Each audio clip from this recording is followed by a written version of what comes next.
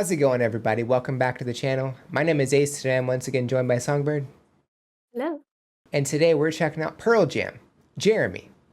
So this is the MTV Unplugged performance in 1992. Yes. Have you ever heard of Pearl Jam? Do you know anything about them? I've heard of Pearl Jam. I think I've heard Jeremy, like not this version, not the MTV Unplugged version, because I know that's one of their more popular songs, right? Yes. And I also know that they did Future Days, which was what Joel played for Ellie in Last of Us Part 2. So I know I know that song because of The Last of Us Part 2, but I really haven't listened to much Pearl Jam beyond what I've heard on, classic rock radio in the last 15 years. So Pearl Jam is an American rock band that started in 1990. They're one of the key bands that was involved in the grunge movement of the early 90s. So we have Eddie Vedder on vocals, Mike McCready on lead guitar, Stone Gossard on rhythm guitar, Jeff Ament on bass, and Dave Abruzzese on drums. But yeah, I'm excited to check this one out, so I say we go ahead and get started if you're ready. I'm so ready. All right, cool. Don't forget to like and subscribe. And without further ado, Pearl Jam, Jeremy. Here we go.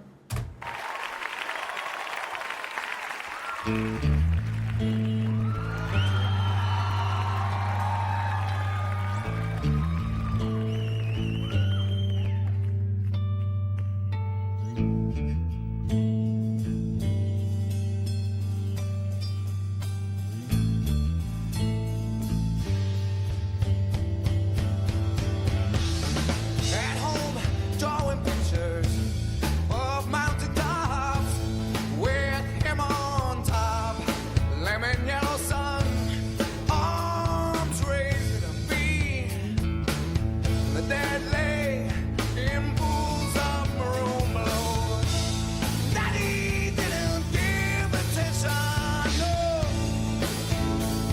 to the fact that mommy didn't care. King Jeremy the wicked, oh, ruled his world. Jeremy spoke and cleansed the day. Jeremy spoke and cleansed the day.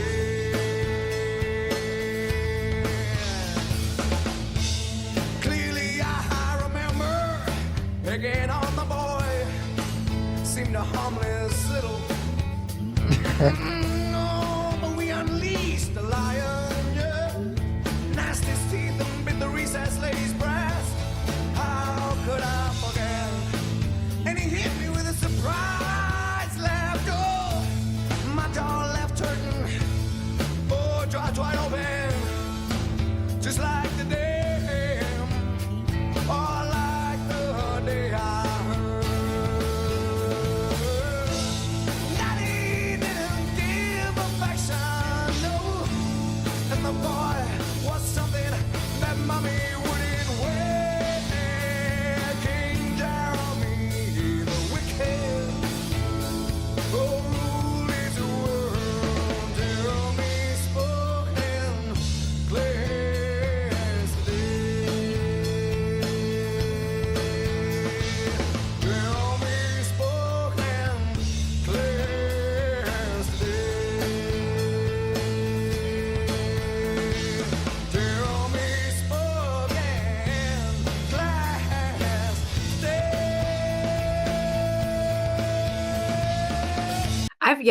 I've heard the original of that song, and I heard this version. He has such an iconic voice. hmm Like hearing his voice and like music like that and voices like that, because there was maybe more than one back in that time frame. It's so nostalgic for me. And it's just I kind of love it. Yeah, I love seeing the Unplugged. I think they do such a good job of putting a new spin on these songs we've heard for years. Yeah, I agree. It sounds so close to how, the studio version of this song goes, and at the same time, it just has its own like style to it that I Mhm. really like. Yeah, it's like it's this intangible quality that's just a little bit different. Mhm. It's so good. And him censoring himself because I mean this is on TV, Yeah. like Mhm. I thought that was like a really funny choice, you know, because they could bleep it out, they could censor it. You know, he Right. actually did that himself. And like it may have been a conversation of like them telling him, "Oh, you can't say it," but like him choosing to do it the way that he did Hmm. was the choice. And like again, I think it was a good choice. Yeah, because I was like in my head, I'm like, I'm waiting for it. Oh wait, he didn't do it. Interesting. Yeah. His vocal style is fantastic. Just the Mhm. the grit and To me, it's like he's got a very throaty sound mhm. because like the way that he kind of forms his vowels is very like in his mouth, which sounds so weird to people that are not like musicians. Sorry. It's very like in his mouth and in his throat is where he does a lot of the forming of his vowels specifically. It gives it a very distinctive style, which again I think that like that kind of grungy movement had a number of people that sang in that similar style, Yeah. and it's so iconic. There's a bit of twang in there, which when I hear twang, I think like maybe country-esque. So Mhm, yeah. maybe that's what it is that like they incorporate all these different styles together and it just forms the grunge sound. I wonder what they would think of someone call it what like, hearing, "Oh, yeah, this twang to the voice." It doesn't sound twangy to me, but I think that there's, like, room for interpretation for what specifically a twang is in someone's voice. It feels hard to describe because there is a bit of, like it's very in his mouth and in his throat where he's singing, but there's a bit of, like, nasaliness to it, which I could see being described as twang. So I think that that maybe is what it is. Maybe that kind of quality is what they're talking about. Yeah, I think it's like it's not full on twang. Like it's elements of Yeah. it. Like Yeah, for I sure. I had to look up, you know, because I did Alice in Chains before, and I was kind of curious of Mhm. what his or singing style was, and this is what it Mhm. says. Lane Stanley's singing style was characterized by a powerful mix of raw emotional intensity and melodic vulnerability, featuring a wide vocal range and distinctive techniques like layered vocals and a combination of grit and haunting falsetto. His style Mhm. blended guttural growls with soaring head voice, often using Mhm. stacked vocal harmonies and a bright, intense tone with twang in quotes Mhm. to create his unique sound in rock and grunge.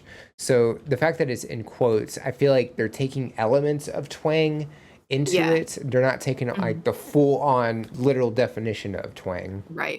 Yeah. I see what you mean for sure. 100%. It's really cool how they came up with this, you know, style back in the Mhm. 90s. I don't Yeah. know who the originator of it was, but I mean, it really took off for sure. If you know, comment below because I want to know. I love the instrumentation of this, just like Mhm. watching them play bass and guitar throughout this. Just being able to watch them perform this is just it's fantastic. Even coming in with the drums. I also feel like Eddie, like he kind of moves and talks with his hands, like you see him Mhm. moving. I feel like because he's sitting still, it's hard to be, you know, animated on stage, so to speak. Mhm. So he's, you know, moving his hands as much as he can Yeah. the way he's doing that. And I think that's just his way of getting around that while he's sitting still. Probably so. And it's also like, I mean, everybody's very different when they're singing, but like there are a lot of people that I know that cannot stay still when they sing. Like they have to move. It's like the music is very emotive for them. Mhm. So I'm like super used to seeing people doing stuff like that. You know, to be fair, I would rather him, you know, be a little mobile than, you know, be stiff. You know, it's just that Right. doesn't He's really. not he's not like, standing in the choir and in the robe not moving. Yeah. Yeah. I also really like how you have the stage and you have the crowd surrounding it, and Mhm. you also have like these curtains, I guess, like Mhm. hanging over to the side over there, and it's just for their backdrop, and it's Yeah. just I don't know. There's something about it that just looks really cool. I like it. I feel like MTV Unplugged always has it's always a vibe. Like they always have some kind of decoration. They just dress the set really, really well. Hmm. And it always it either adds or does not detract from the performance. And I think both of those are very important. Yeah, no, I agree. Yeah, it's pretty minimalistic in terms of the backing. You know, it Mm. just allows the band to stand out just that much more. And Yeah. it's sparkly. It is sparkly. Yeah, that is an interesting take. but it is a thing. Also, side note, that guitar, that's the same brand that I have. You got Takamine? Look at you. Let's go. Yeah, it was my mom. She got it when she was in high school. That's awesome, dude. Oh my gosh. But yeah, I'm loving this performance, and I'm ready to check out the rest of it if you are. Absolutely. All right, cool. Let's go ahead and get back to it. So here we go. Tell me spoken glass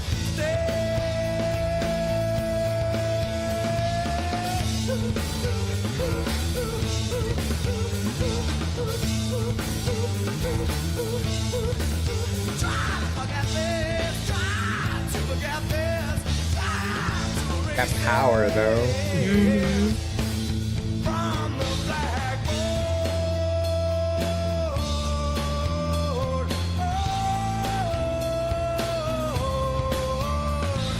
Tell me spoken glass today. Tell me spoken glass today. Tell me spoken, spoken. Tell me spoken, spoken. Tell me spoken glass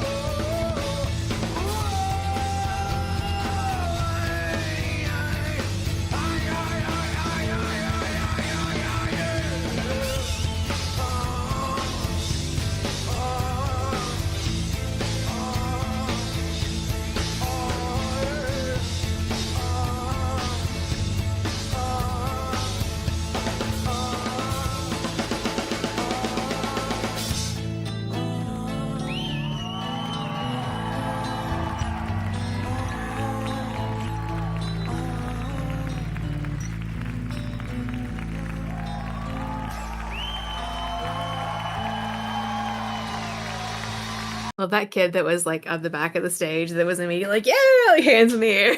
So excited. I mean, they did a fantastic job. Hey, it's well deserved. 100%. I am super here for it. I'm glad that we're able to visually watch them perform this because while he's doing the woo woo woo and like Yeah. you hear the guitar strumming at the same time too, and I never picked that up just from listening to it on the radio.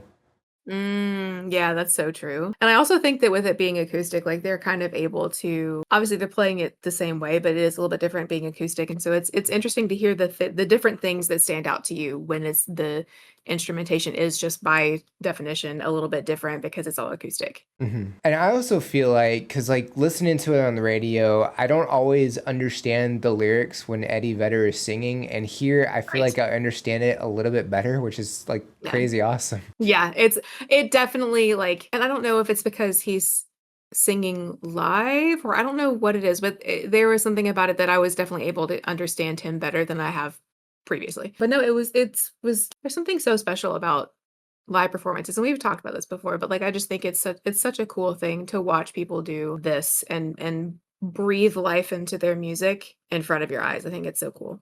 Yeah, I really love acoustic performances just because, yeah, it is such a change of pace from Mhm. a rock band, having like high octane energy, and then you strip it down, and it's Mhm. just like almost a completely different song at times. Not so much Yeah. in this instance, but in other instances, like it's really awesome when they do that. For sure. And I think it's really interesting too how like despite it being acoustic, and sometimes you can think, oh, acoustic is like super chill. This was not super chill. Like they still had plenty of energy. It was Yeah. still like, very driving and very like very energetic in its own way. But it was like you said, it was just a little bit different. It's cool, man. I love it.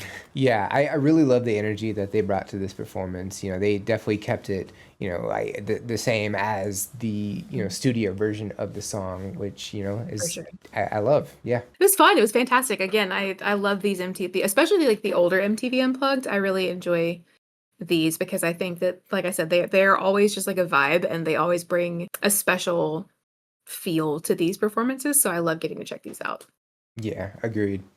It's something I wish I had grown up watching, but I never did. Yeah. So. But yeah, Pearl Jam. If y'all have any suggestions or anything we should know about, definitely drop those in the comments below. Would love to check those out. Don't forget to like and subscribe. Check the description for all the cool stuff like the socials, the link to the video, the buy me a coffee link for any priority requests. And if you made it to the end of the video, comment #Jeremy. I think that's it for this reaction. Check you out in the next one. Bye guys.